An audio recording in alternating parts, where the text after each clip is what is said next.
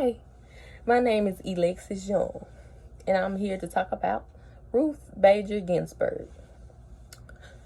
Okay, former U.S. Supreme Court. Ruth was born in Brooklyn, New York,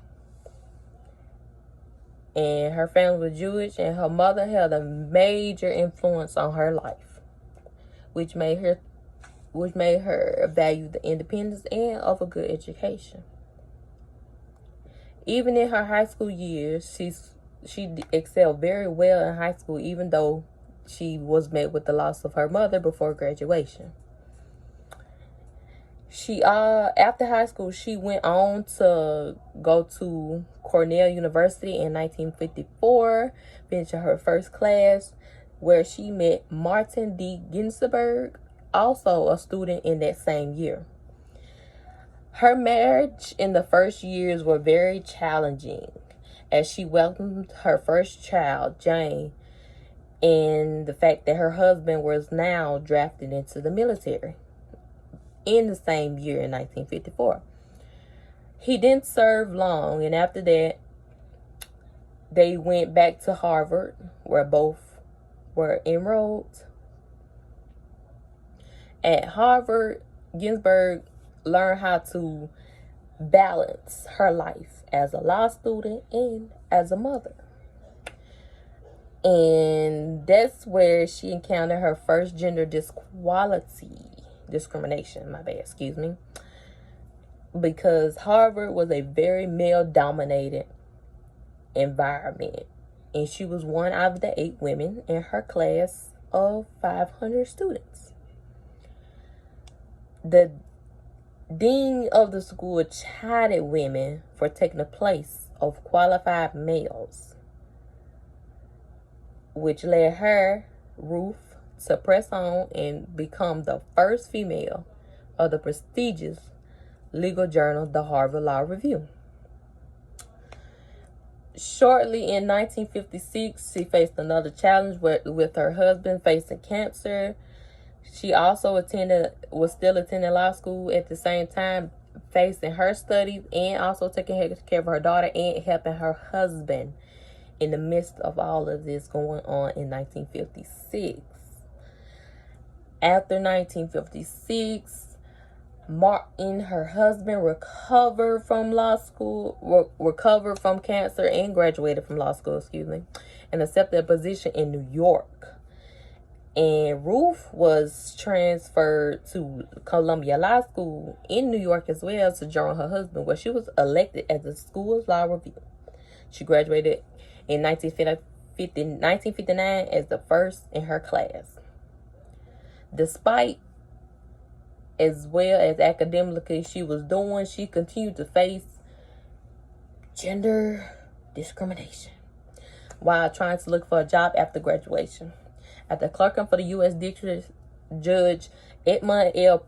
Palmieri, she taught at Rutgers Law School from 1963 to 72 and Columbia Law School from 1972 to 80, where she became the first female professor.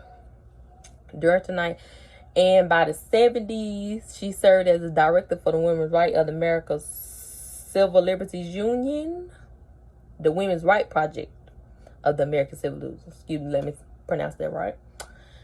And there she argued 6 landmark cases on gender equality before the U.S. Supreme Court.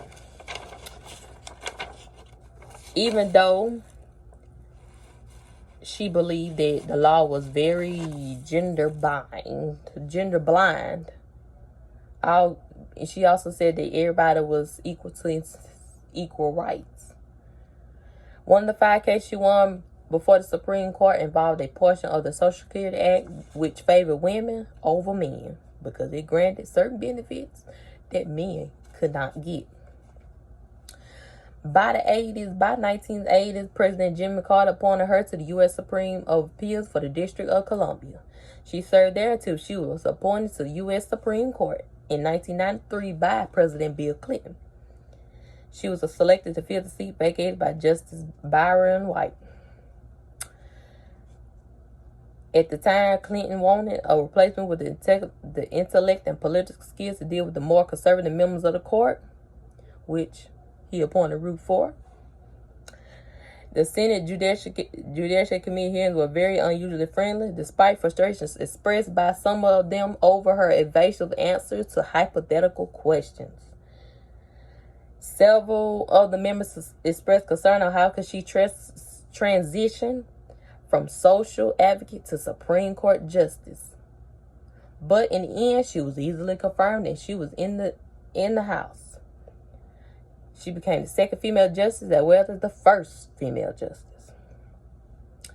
As a judge, she was considered part of the Supreme Court moderate liberal bloc, presenting a strong voice in the favor of gender equality, the rights of workers, and the separation of church and state.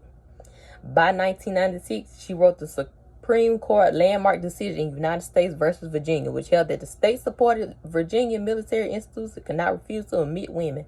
By 1999, she won the American Bar Association's Thurgood Marshall Award for her contribution for gender equality and civil rights. Even though her reputation, she held a very reputation for restoring right, she got a considerable attention for her dissenting opinion in the case of Bush versus Gore, which effectively decided the 2000 presidential election between George W. Bush and Al Gore.